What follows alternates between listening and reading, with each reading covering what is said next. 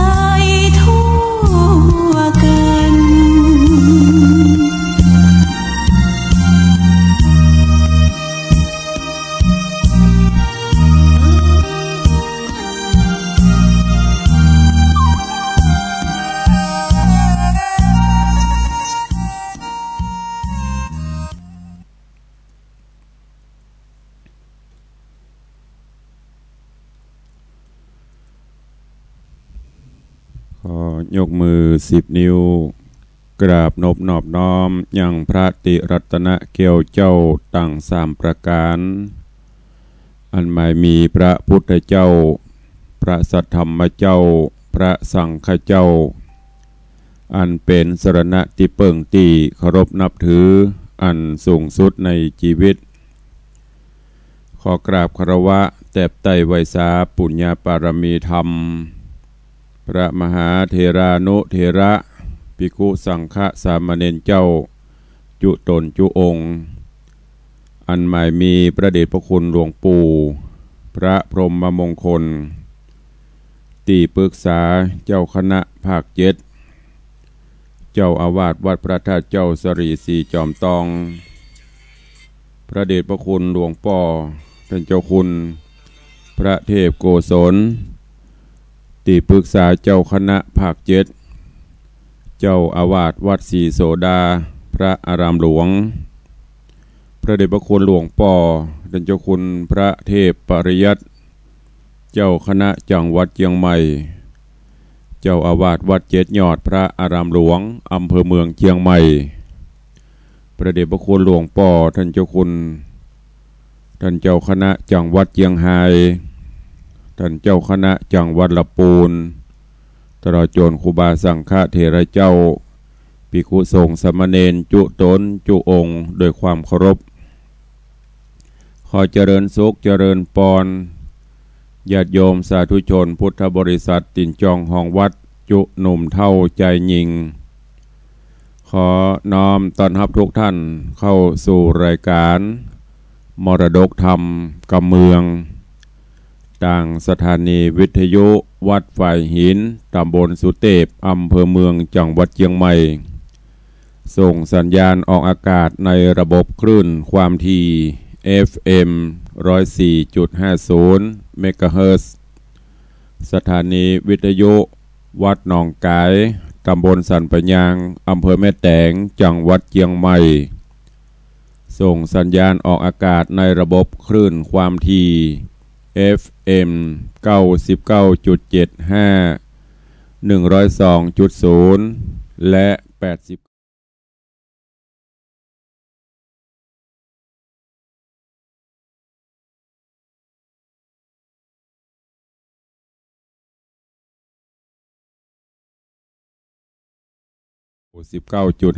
เมกะเฮิรตซ์ตลอดจนวิทยุชุมชนเสียงตามสายหอกระจายข่าวตามวัดวาอารามตามหมู่บ้านต่างๆและเจริญปอนญาติโยมติดตามทางเว็บไซต์ทางเฟซบุ๊กตลอดจนทางอินเทอร์เน็ตในเวลานี้รายการนี้ดำเนินโดยอัตมภาพพระครูวิสิทธิ์ศิลาภรณ์เจ้าคณะตำบลป่าแดดเจ้าอาวาสวัดวังสิงห์คำตำบลป่าแดดอำเภอเมืองเชียงใหม่จังหวัดเชียงใหม่เป็นผู้ดำเนินรายการก็ได้นำเอาธรรมะสารธรรมคำสอนแบบปืนบ้านล้านนารักษาหีดหอยมรดกธรรมกำเมืองมาเทศนาฮือญาติโยมทั้งหลายได้รับฟังกันเป็นประจำเชียงใหม่ลำพูนลำปางที่ฟังสัญญาณจากวัดฝ่ายหินที่ฟังสัญญาณจากวัดหนองกายก็ฟังกันสดๆในยามเจ้าตั้งแต่เวลา6 โมงบ่ายถึง7 โมงเจ้าโดยประมาณพี่น้องญาติโยมศรัทธาที่ฟังสัญญาณจากวัดพระแก้วจังหวัดเชียงรายก็ฟังกันเมื่อยามค่ำยามคืนต้องกราบขอบพระคุณในเมตตาปรมีธรรมของท่านผู้อำนวยการสถานีวิทยุทุกสถานีตลอดจนเจ้าหน้าที่ช่างเทคนิคทุกรูปทุกท่านที่ได้ถวายเวลาและอำนวยความสะดวกดูแลในด้านการกระจายเสียงสู่ญาติโยมศรัทธาและขอบคุณอนุโมทนาบุญกับญาติโยมญาติธรรม FC แฟนรายการทุกท่านที่ได้ติดตามรับฟังรายการมาโดยตลอดก็ปะกันวันนี้เข้าสู่โหมดวันสุดท้ายของสัปดาห์ ก็วันพุธวันฮือก็จะได้หยุดกันแล้วการเวลาวันเวลาผ่านโป้นไปด้วยความรวดเร็วเผลอแป๊บเดียวเดือนมกราคม ปนไปเข้าสู่เดือนที่2ของปีพุทธศักราช2562เข้ามา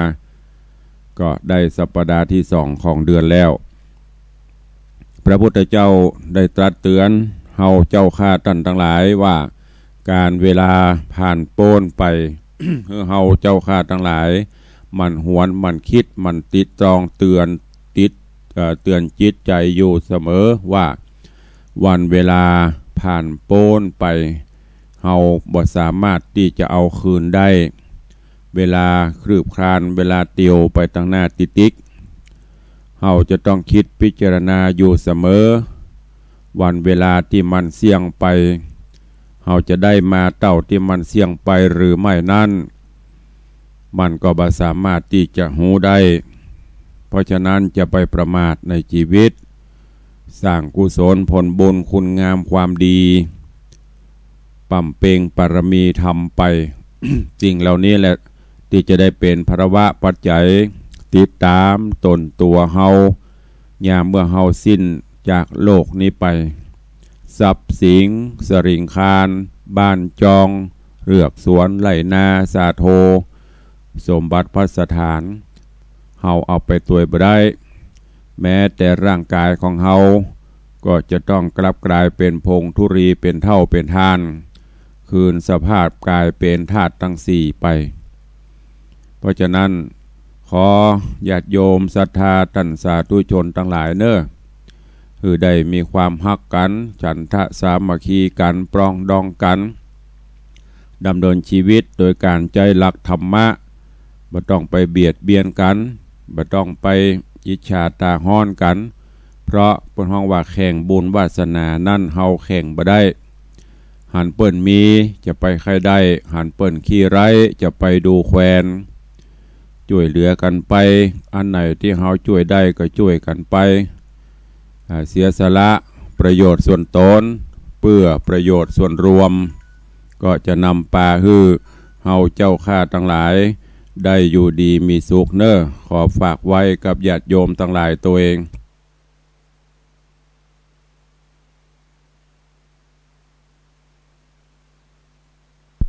ก็ได้ติดตามฟังกันไปเน้ออันนี้แหละญาติโยมทั้งหลายเป็นหลักธรรมคำสอนขององค์พระภูมิพระภาคเจ้าที่ได้เข้าสู่เฮาเจ้าข้าทั้งหลายก็จะไปประมาทในชีวิตความเป็นอยู่แจ้งเจ้าแม่อุ้ยม่อนแสงคำวิทยุเป็นอย่างบ่ฮู้ห้องเปิ้นออกโมดเนอะแม่อุ้ยเนอะมีห้องแม่อุ้ยนั่นน่ะก็ได้แป๊บก็เดี๋ยวแม่อุ้ยก็โทรเข้ามาละไล่หาดีๆเนอะจะไปฟังตุลุงเปิดห้องตุลุงนี่ตลอดสัญญาณเปิ้นชัดเจนดีมีกาของแม่อุ้ยทานมดกาอย่างกาตรวจพอก่อนไปใจวิทยุดักปิ้งป๊บโทรเข้ามาปั๊บแล้วก็มันรบกวนสมาธิทำให้จิตกำลังตั้งที่เขาจะมันจะลืมแม่อุ้ยมอนแสงคำแสงบุญเนอะตรวจเช็คตรวจสอบดูวิทยุของแม่อุ้ยมอนให้ดีกับวิทยุดับป๊บอุ้ยโทรปั๊บละ อันนี้คนเท่าเนาะประจังว่าตั้งใจจะฟังแต่สัญญาณมันดีกำลังแม่อุ้ยโทรเข้ามาอย่างดักปิ้งตุลุงเปิดห้องตุลุงนี่ตลอดเนอะสัญญาณชัดเจนดี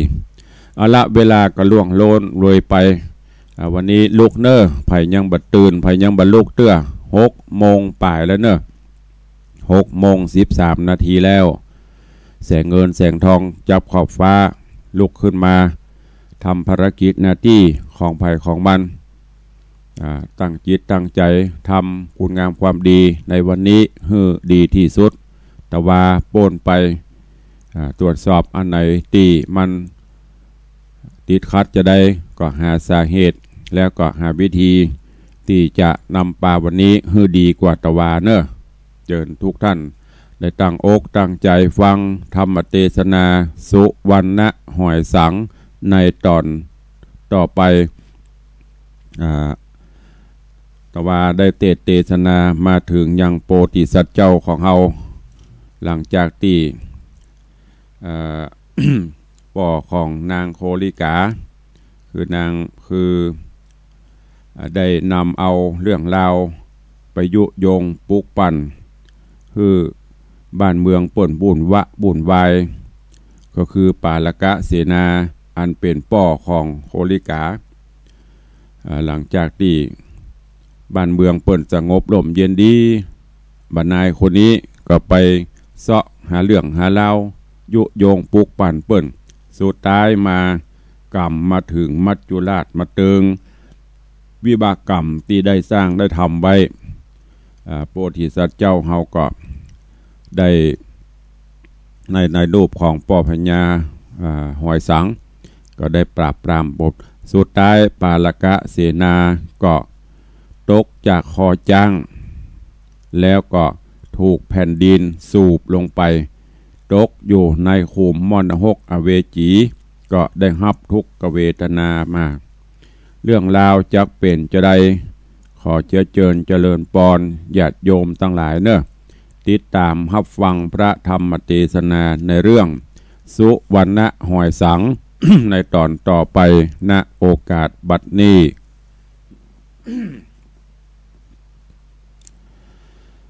นะโมตัสสะภะคะวะโตอะระหะโตสัมมาสัมพุทธัสสะสัตตะโบฟังลาโสตุจนะสัพพุริสะตังลายตั้งยิงและใจหนุ่มเทาที่ได้ปากันเล่าทาดาฟังยังรัศธรรมเทศนาสุวรรณหอยสังลำดับการมาถึงแถมแล้วเล่าขอเชิญศรัทธาหนุ่มเทาตั้งหลายจุงตั้งใจภายถ่อมทาดาฟังต่อไปนานี้และนาตาในกาละนอนส่วนพญาปัญจราปุริใจยินดีบ่เศร้าเงื้อใจเจ้านำนาบ่หอนมีมาแต่ก่อนเต้าไทยมอนราชาจริงเฮือเศษนาอำมาตนำเครื่องราชปันนาการอันเจียงคานสังอาจแก้ววิลาศมงคลเงินคำมวลจ้างมาตั้งแผ่นผ้าอาภรณ์เครื่องนุ่งนอนบริโภคเครื่องยองโลกควรทะลงมอบหือปวงเสนากับราชทูตาคนใจหือไปถวายองค์คามพระธรรมสุวรรณราชถึงภาษาสนิเวศฝากตัวตนหับใจติดต่อไว้ไม่ทีการบุญมีสั่งแล้วเสนาแก้วหับอาสารีบไกลกาไปสู่เมืองแก้วกูพรหมทัตนกรเพื่อถวายอาภรณ์เลิศแล้วแก่นอแก้วสุวรรณหอยสังก็มีวันนอนแลมหาสะโตปิส่วนวาสุวรรณหอยสังเจ้าโดนภาพเงาพรหมทัตนกรพระผู้ทอนเต้าไทยได้นำหือปัจจาโสมมนัสสาโจมจืนมีสู้คลื่นเริงใจองค์บัวไข่อัมปักคืออวบฟักหักษายังรัฐาโค้งเขตหือมาหือโป้นตุกเหตุวิบัติดำรงรัฐเรืองรงใจใส่มุ่งกิจจาตั้งเสนาอัมมาตั้งเต่าราชมนทีโยศศักมีบอทานช่วยป้องบานรัฐาฝูงประจานราชบ่ฮือกลาดสินธรรมอุปธรรมประเทศรัฐเขตคงไข่ฮือมดใส่สักอาจป้องกันราชสัตถูสรีบุญโจ นอฟ้ามีโสโยธากลาหารซึกฮือเข้ามาฝึกไว้พร้อมบ่ฮือยอมต่างในรัฐะในประเทศจัดแจงเมียดจันดี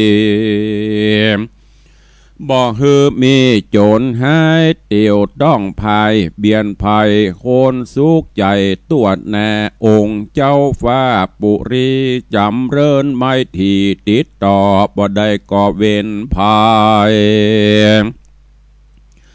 บ่มีอันใดขัดข้องดังห่มจองเงาชัดองค์พรหมตัดปุรีนอบุญมีเต้าราชนำอำมาตย์เสนาและพระจาคงเขตตั้งใจเจตกระทำบุญช่วยจูหนุนยังวัดวาอาวาสาทั่วประเทศเต้าภูเบศจัดแจงโตกแต่งแปลงซ่อมสร้างบ่ฮือล้างสูญหายได้ขนควายโตกแต่งมักกาแห่งต่างดีเป็นวิถีเตียวไตแก่ฝูงไพร่ประจา องค์ราชาเต้าไทยเสาะหาดใดสะแหวงหายังอุปาญาป้องกันฝูงอันตรายต่างๆตามแบบอย่างปันดิตาช่วยรักษาพืชผลตัวมณฑลโคองเขตกวนแก่เหตุอยู่ประการฝูงวงวานเข้าเฝ้าตั้งหมู่เจ้าเสนาตั้งพระจาไพร่ฟ้าองค์นอดลาผูกจิตแบบบัณฑิตนักผาดฮือองค์อาจยินดีกำจัดภัยรีตุกฮ้อนบ่ฮือลิงคอนมากายคนต่างหลายสุขยิ่งบ่มีสิ่งอับโจรนำฝูงคนประเทศอยู่ในเขตสินธรรม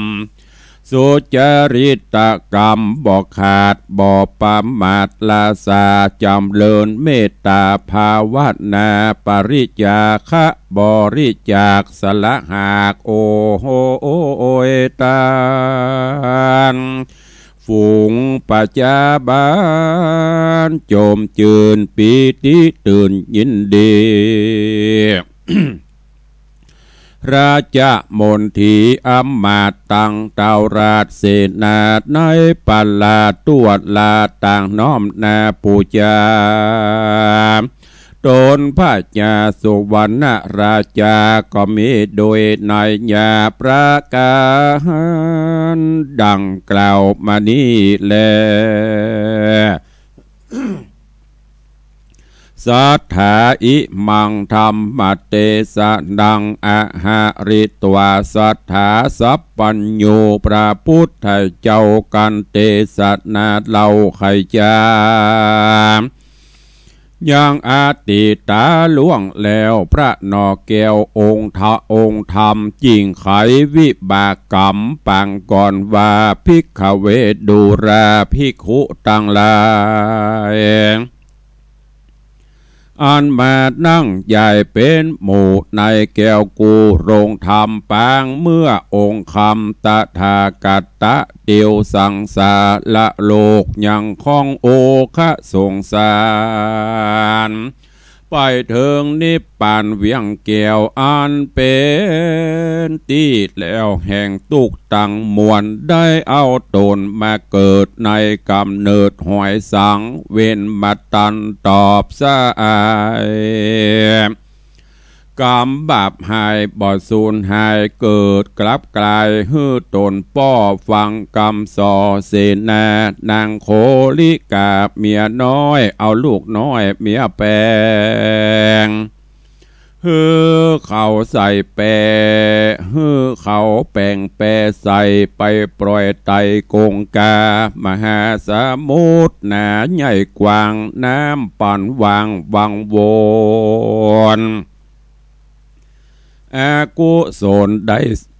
อากุศลได้สร้างไว้แต่ข้างบุพเพอาติเตล่วงแล้วเมื่อตนแก้วศรัทธา ได้เกิดมาปางก่อนยังบ่ฮอนหูธรรมหาผู้ปกงำบอดใดป้อแม่ไทยตายไปอยู่อาศัยหมู่ญาติเผ่าเชื้อชาติวงศาปางก่อนมาลำบากตกทุกข์ยากอับโจรกาละหนวันหนึ่งเป็นวันเป็นวันซึ่งเด็กขาไปสู่กงกาแม่น้ำโดนเฮาซ้ำตุยไปเล่นกันในที่หันแย่เมื่อนั้นเฮาก็ได้หันหูเกลียงมันอาสะไหลแห่งปูในหูนั่นจริงขูดขอดคันเอาปูออกจากหูบอดจ้าโดยใจนาจื่นบาโดยจื่นนาใจบานปะสะหานอวดกลาแล้วโคตรคว้าเอาดินเหนียวเอามาเลี้ยวด่วนหาวเงียด่วนเงียฟังฟาวปั้นแปลงตกต่ำแยงเป็นหูบเพื่อเป็นตูบน้อยห่อโคงเอาปูนั่นลงยัดใส่แล้วเอาไม้กีบแล้วเอาไม้กีบนึ่งมาตัดเกิงเป็นแปรเอาคงนั่นแลตังหันเอาลอยที่น้ำกงกาแปรนั่นน่ะลอยไปกลางวังใส่แม่น้ำประมาณกำเจ้าสาววาดินนั่นน่ะลวดในไม้ปะใส่กงไม้ไปปะใส่กงกาปูตัวนั่นนาไตคืนโป้นจากปื้นนาตีกำเว้นมีมาไข่จริงได้เกิดเป็นหอยสังก็เพราะยับยั้งแม่ปูไว้ในหูโคงห้านวิบากอันนั้นก็มาตุยตันส่วนอันถูกนำใส่ยังแปรไผ่ลอยไปก็เหตุไหนปางก่อนเป็นละอ่อนเด็กขาได้เอาไม้มาคาดคันแปงแป้ใส่ปูเอาลอยดูในน้ำโหนฝั่งกำกงกาเวรกรรมมาครบควายหือป้อเอาใส่แปรไหลปล่อยลงในน้ำใหญ่กันปูตัวนั้นตายไปก็จักเป็นปัจจัยบีบคันหื้อถึงขั้นตายไว้และนาในกาละเมื่อพญาปาลานาสีฮือปุตติเลือกกู้เสียงทาตุเสียงหาตุเสียงหาอยู่ตัวโปเลือกเอาผัวหือใดคว้างดอกไม้เมื่อบนดอกเวียนวนมาหายังเงาะป่าบอกแก้วฝูงคนแล้วลู่จริงกันเสียงเนื่องนานเดือดสาวดอกไม้แนวตกเนื้อหัวแห่งตัวเฮาเหล่าวิบากเก่าใดกำปูยกขึ้นดูฟ้อนเลนหกวิ่งเต้นไปมาแล้วขุนนามันเราเอาปล่อยที่เก่าแห่งมันกำมาดันครบควายหือเขาได้จริงเอากันว่าเฮาได้แล้วยังนอแก้วรจนาแฝงไฟหมู่เคยใหญ่6 คนมากระตำตนปองหายกึดเบี่ยงใบหลายประการไปสอบผู้บ้านป่อเจ้าได้เข้าในป่าแอวสอดล่ากวางฟานเซาะล่ากวางหมู่เถื่อนบ่มีเปื้อนปอสองเขาเรปองเข็นขาจักหือความแนบมอละนา ไปหลังมาแถมเหล่าพระพ่อเจ้าใจไปเสาะหาป่าในแม่น้ำวิบากกรรมไปหลังเมื่อเฮายังสะเวยราชเป็นคัตติยราชราชานายปาราณสีมหาปุรีตองเตศยามนอนยังมีป้อกาเมืองไก่นำผ้าใหม่แปลงกาอันนับว่าแสนคำตัวเห่าอ่ำด้วยเล่อุปเทวิธีน้ำหนักมีจ้างไว้เอาเงินใส่กะลาเอาเงินใส่กะลาได้ผ้ามาบอดหน่อยพวกนายห้อยสะเป่าตวงดิ่งเอามาว่าก็จักขาฮื้อตายเขาดังลายต่างแคว้นตกใจตกที่เกณฑ์ตาโจรยิ่งจำโอนอ่อนลดละผ่อนหนักเบาเพราะจักเอาตัวหอดกัวมวยมอดจีวาเพราะอาจญาเต้าไทยไปหลังใดข้านิ่งใจกัวเป็นภัยบาปกราจริงนำพาไปถวายแก่สังฆะตั้งหลายแต่เตียงอาทิตฐานเสียงปัญญาเฮบานิจาปอกะเฮได้ส่วนบุญพาจุคนเขาตั้งมวลต้องเต้าเตียวออกเขาสงสารยืนยาวนานมาควายจริงได้มาเป็นเขยแห่งพญาสามมนตราชโขงเต่าราชปราณสีบัดนี้ปองราวีเข็นข้าไอ้เงาะป่านำนาส่วนพญาโตนป้อวิบากก่อเป็นมาโดยตราบ่อแล้วหันตนแก้วสูงสักโลภะมักใครใดยังฝูงไพรประจากาบวัดถาเสือพาแห่งปอกะเมืองไกลกำบาบใบมาตันจริงเข้าพันปองคาคนโลกลาสากลมนุษย์คนลุ่มฟ้าจุงตั้งนาปั้มเป่งโบนจากเป็นกุลวิเศษหือเป็นเถิงสุขไปตุกภาวะจาดยาบังอาจกระตำปาปะกรรมหยาบจากรรมบาปกราจักมาตานเพราะบาปอันสร้างไว้ย่อมบ่ได้สูญหายคนตั้งหลายได้กระทำสร้างยังกรรมได้ไว้ก็จักได้หับโหน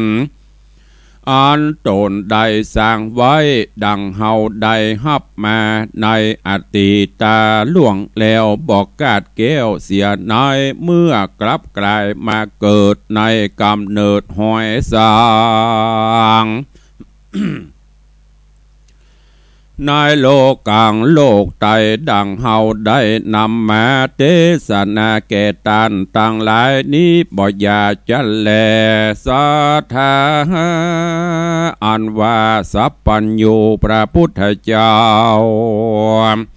การพระเป็นกล่าวได้เทศนายังกะถานั้นแล้วพระนอแก้วก็จุมโนมมายังจะตะกะล่วงแล้วฮือมาเตรียมตันในปัจจุบันฮือแจงเปื้อเตื่อมแทงพญา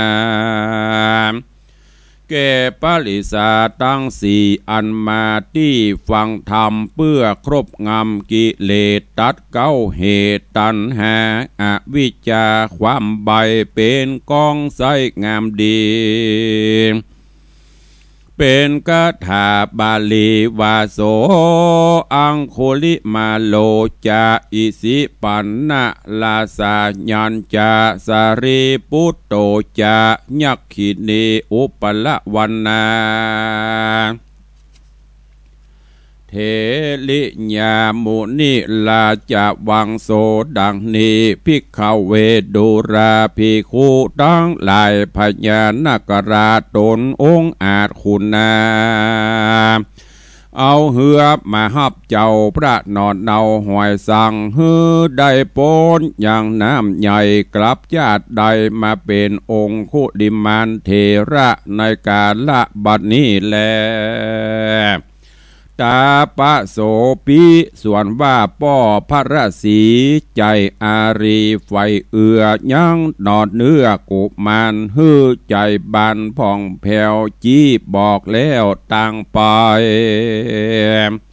ในสมัยหลวงแล้วคือได้ตนเกี่ยวสาลีบุตรผู้บริสุทธิ์วิเศษอัครเรศเบื้องขวาแห่งพระตถากตาในการลาบาดนี้แลยักษ์ขีนีปีส่วนนางยักษ์ขีนีชื่อว่าพันธุระละพันธุระตนะวดีอันมาผ่านนี้แก่เจ้าพระนอดเนาหอยสร้างเป็นดังลูกอันเกิดในกำเนิดแห่งตนบัดนี้โหนกลับญาติเกิดมาตันศาสนาหากมาได้โอปละวันนาเทรีภิกขุนีในกาละบัดนี้แลมหาอามาโจส่วนมหาอมาตย์ผู้ฉลาดด้วยปัญญาหูกิจจาทวนทีแล้วไปทูลจี้ไข่จ้า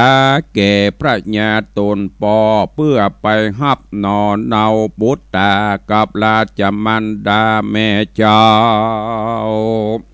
ฮือปิกเข้ามาเมืองแตนบุญเรืองป้อเจ้าคือ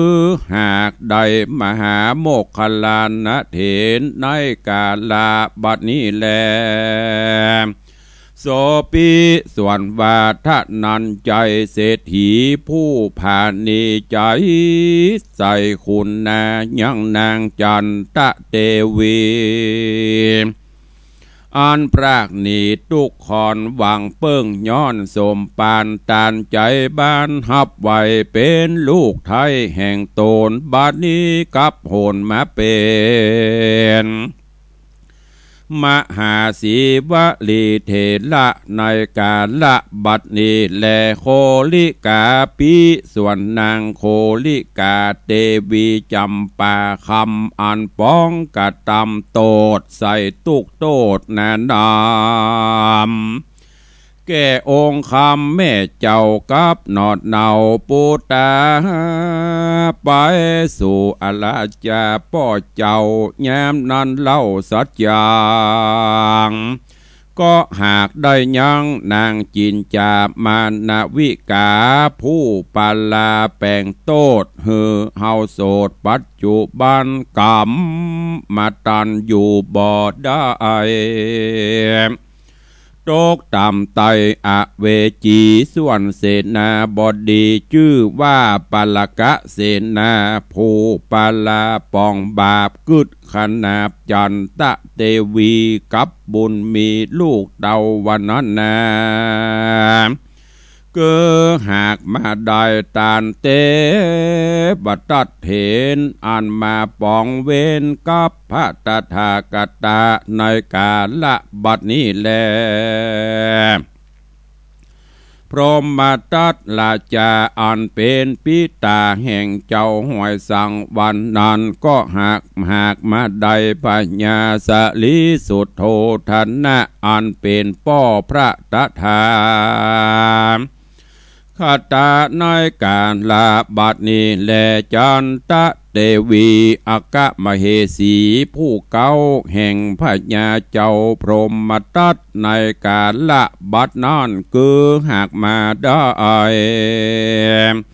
สลีมหามายาอันเป็นแม่ของพระตถาคตในกาลบัดนี้แลส่วนนางนอดเนารจนา อันเป็นลูกพญาปลาดนาสีเป็นเตวีแห่งเจ้าพระนอนเนาหอยสังลาจาได้กลับจาดมาเป็นนางยะโสธรางามแง่อันมาเป็นแม่เจ้าราหุลในกาลบัดนี้และเสสาปริสาส่วนอันว่าบริษัทตั้งหลายมีมากมายบ่อน้อยอันไฟหอยยินดีเป็นผู้มีศรัทธายังเชื่อบ่นายเบื่อสินธรรมบ่อนาน้ำกว่านันปางเมื่ออันตีขาคือหากมาได้ฝูงคนใส่นำนะเป็นปริสาตั้งสี่มีใจกรี้ยินดีในศาสนีโอวาทใจองค์อาจศรัทธาคือภิกขุนีอันใดนี้ออกบวชสืบเจือโคตรศาสนาอุปาสกะอุปาสิกาผู้มีศรัทธาบ่เศร้าไวนบแก้วเจ้าตั้งสามด้วยใจงามผ่องแผ้วเข้าวัดแล้วฟังธรรมเธอยังกรรมฐานคือเจียศีลเจียงคานวิเศษโดยจิตเจตเป็นบุญคือถือเอาบุญเอาคุณพระเจ้าพระธรรมเราสังฆาเป็นนาถาที่เปิ้งหากใดซึ่งปริสัทตั้งหลายฝูงยิ่งใจมวลหมู่ในตังมวลในการลาบัดนี้แลส่วนพระญาสุวรรณหอยสังฆราชอติตจาตปังลางเอวังโลกนาโถคือหากมาได้พระตถาคตตนเป็นสรณะที่เปิ้งอาสรายซึ่งสัตตโลกตั้งมวลในกาลบัดนี้บ่อยาจะเลนาตูมเหพระวันตาด้านตั้งหลายกลางยิงและใจหน่อยใหญ่อ่านหุมไฟฟังธรรมมาเตสนังวิเศษยังห้องเหตุหอยสั่งจะดกอันอาจารย์ยกเอามาตั้งไว้แกะก้อนไก่เป็นธรรมจุงสะนำจำชื่อไว้จะได้ลาสาเหตุสังฆาลาอาธรรมมีอันวำไวปิ้นแผ่บ่เป็นบ่แก่นแน่สัจยังจากเอาสั่งมาเป็นของเฮาก็หากเอาเน่บ่ได้สุกโลกไตเมืองคนสุกเมืองบนฟากฟ้าหูความน่าสู่อบาย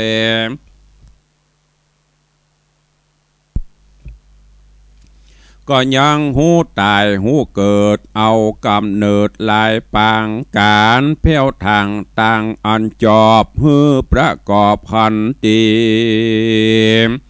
กาตำดากรรมดีจะใจเว้นจากเว้นใหญ่หาประกะห้าอันคืออนันตลิญะกรรมหาสิ่งมีเปลี่ยนยิงในโตนฮือปะจนจำนะยังมัจจริญะความตระหนีใจบานกรีในโบนจากเป็นกูลสืบสร้างเถิงฝั่งตังนิพพานสุขสำลานลำเลิศสุขประเสริฐยิ่งกว่าในโลกลาตั้งมวลสุขถ้ามวลเตียงเต้าบ่มีเศร้าโศกาขอจะนามวลหมู่ทุกทวนกูยิ่งใจมีหลวงลา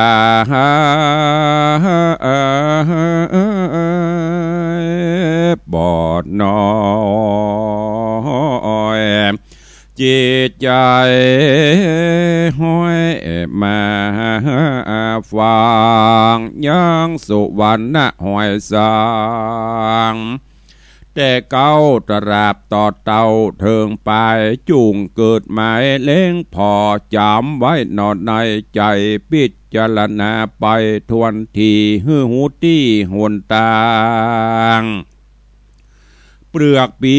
บางบ่อนน้อยแก่นในห้อยสูนกันที่ได้หันกวนตอดจูงถอนถอดไปไกล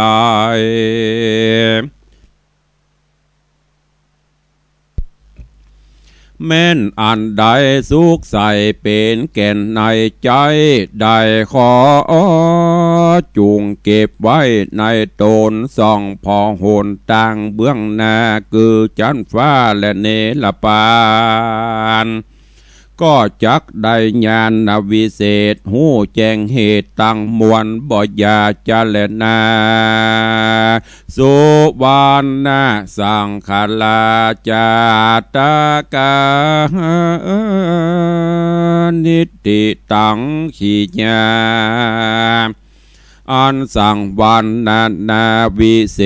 ษจากห้องเหตุสุวรรณสังขจาดก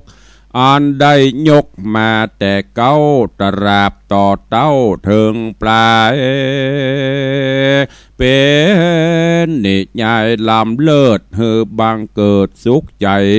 ก็มีโดยในญาประการดังกล่าวมานี้แหละนาก็บังกรมสมเรศ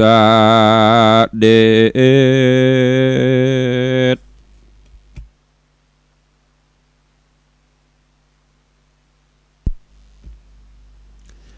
สุวรรณหอยสังจบปริปุณนังอาวสานไปเป็นที่เรียบร้อย14-15 ตอนตีอัตมภาพได้น้อมนำมาเทศนาฮืออีพ่ออีแม่ญาติธรรมญาติโยมทั้งหลายได้รับฟังกันถ้าเป็นผูกตึงโมดตึงมวลกันมี8ผูกเนื่องจากเวลาเฮามีน้อยก็มาซอยเตดไปได้10 กว่าตอนเนอะจบปริปุณนังเป็นที่เรียบร้อยใต้ธรรมก็ได้สรุปให้ฟังไปหมดละภัยเป็นภัยมาเกิดในจัดนี้และที่สำคัญในธรรมเปิ้นก็ยังบอกเปลือกปีก็มีนักมีหลายแก่นสำคัญก็มีนักขอฮือญาติโยมทั้งหลายได้แกะเก็บก้อนไก่เอาแก่นสารน้อมนำไปประพฤติปฏิบัติพระธรรมเทศนาในเรื่องนี้ได้สอนถึงเรื่องของการจะฟังกรรมยุยงปลุกปั่นฟังกรรมอย่างที่ไผ่มามาจ๋าอย่างเปิ้นบอกว่าคือฟังหูไว้หูจะไปเชื่อง่ายเหมือนอย่างพญาพรหมทัตเชื่อเปิ้นบอกเปิ้นแถลงอย่างน้อยฟังกรรมมดหาว่าลูกจะเป็นจะนั่นหาว่าเมียจะเป็นจะนี่สุดท้ายมาก็เอาลูกเอาเมียไปปล่อยไปเปะไหลแปรไปมดบ้านเมืองที่เคยสงบสุขร่มเย็นก็ต้องมีอันเปลี่ยนไปเนี่ยควรหูเบาบัจจัยสติบัจจัยปัญญาพินิจพิจารณาใคร่ครวญยิ่งในสังคมปัจจุบันนี้สำหายเนออีพ่ออีแม่ญาติโยมทั้งหลายยุคดิจิตอลยุคโลกทั้งโลกอยู่บนฝ่ามือยุคโลกที่เปิ้นกล่าวว่าคนหูติบแต่ติบแต่หูได้หันได้ยินสปะบางพ่องโคตรในมาบุหุอย่างประเดี๋ยวนี่คนเท่าก็เต็มทีนะ เต็มทีในนี่มันใจเนี่ยอย่างเขาว่าปะพัดตวบใกล้แจ้งอีกอะเฟดลายเหมือนอย่างคนหนุ่มนะประเดี๋ยว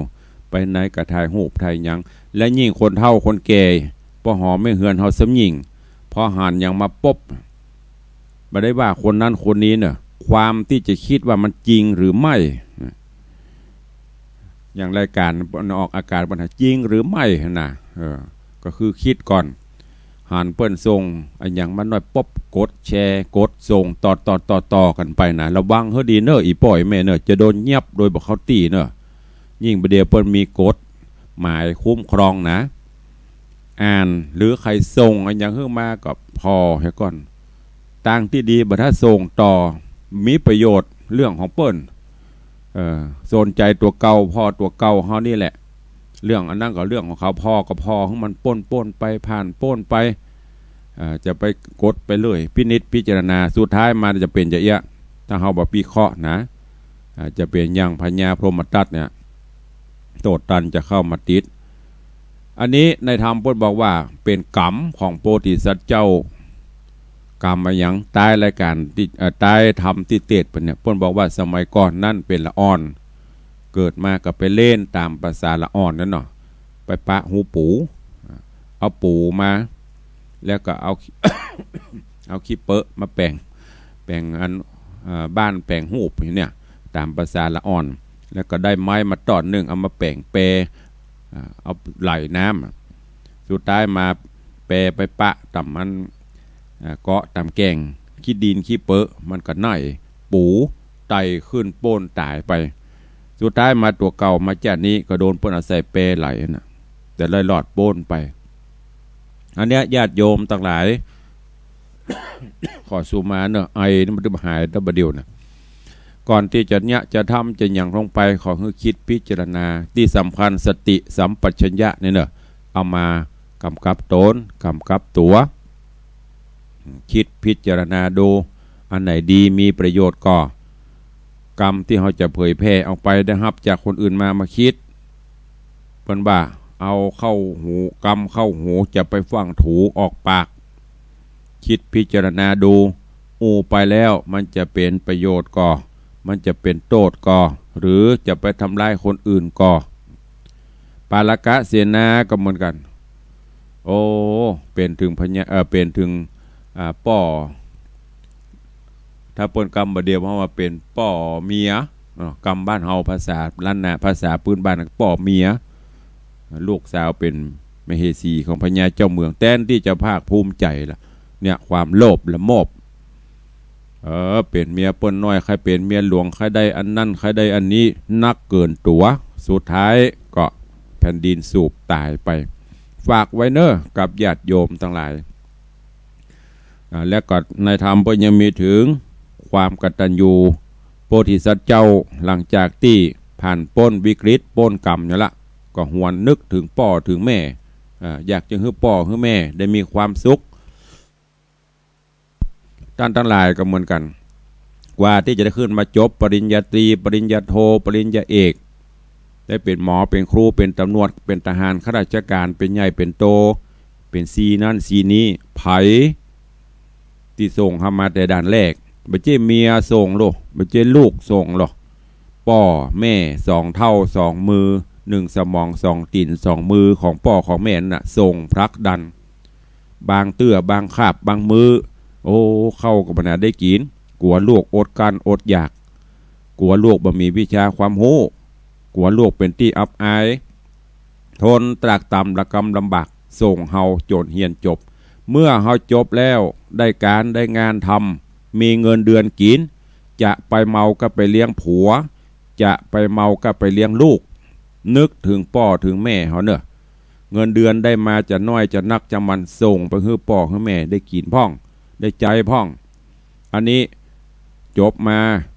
รับปริญญาปุ๊บแต่งงานปั๊บไปเลี้ยงผัวไปเลี้ยงเมียเหียปล่อยสองเท่าตุกยากไปลาบลาเงินเดือนบ่พอกินขอพ่อขอแม่แหมอันเนี้ยฝากไว้คิดเนอะตันส่งเฮามาเพื่อไม่ได้หวังแต่เฮาจะต้องมีความกตัญญูนึกถึงพ่อถึงแม่เฮาเมียก็ดีผัวก็ดีลงเฮือนไปก็เป็นอื่นไกลละพอดาลงดาราแต่งงานไปเดียวนะแจ้งไปแจ้งลองเปิดพวกอะข่าวทีวีไอ้นั่นจะไปเอาอีนี่จะไปเอาไอ้นั่นบลืมเพิ่มเพ้อไร้สาระมันจะเรื่องมันจะเล่านะแต่เฮาก็พอไปแล้วก็มาคืดพอ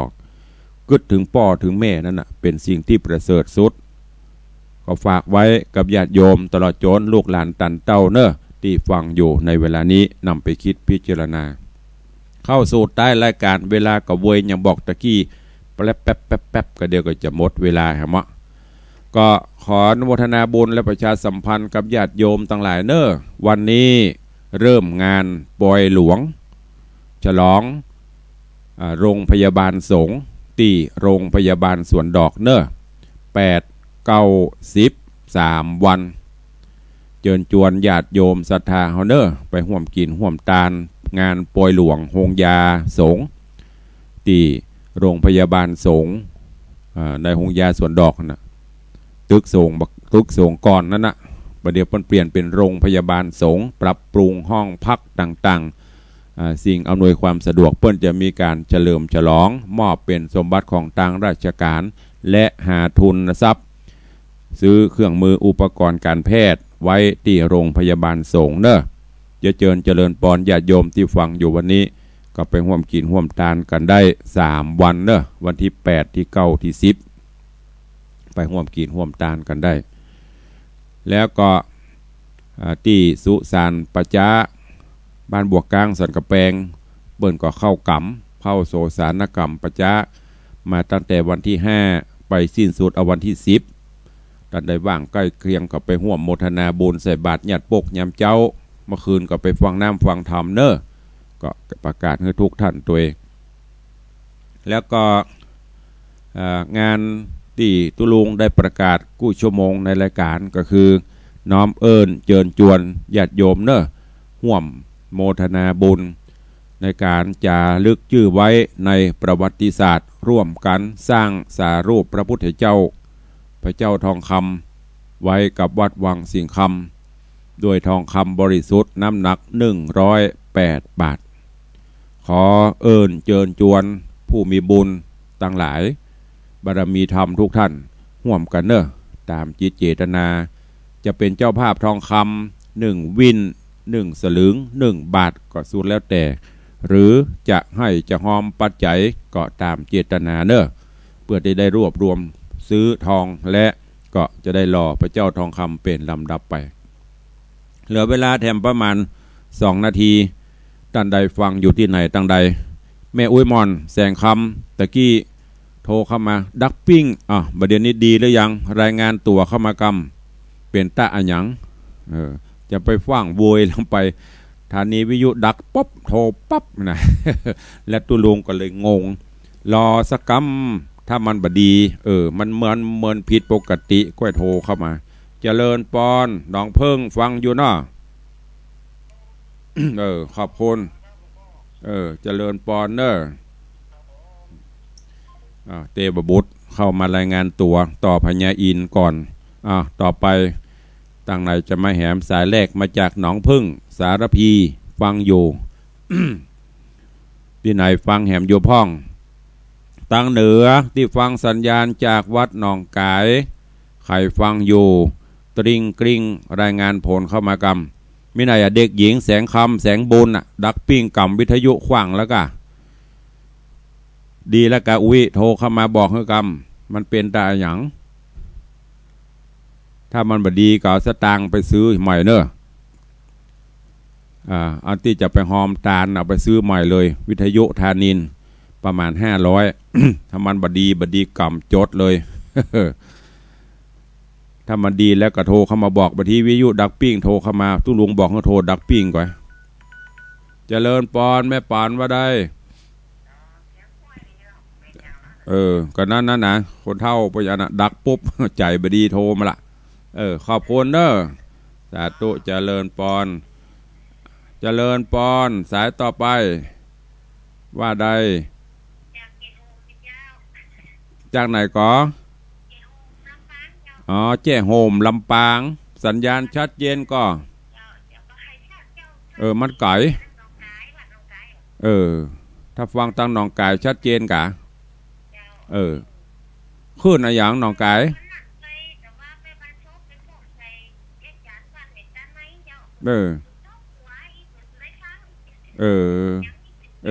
นี่ยายไม่ได้ฟังใกล้ตู้ลงวังสีคำแล้วการถามบ่เนอะหายหรอ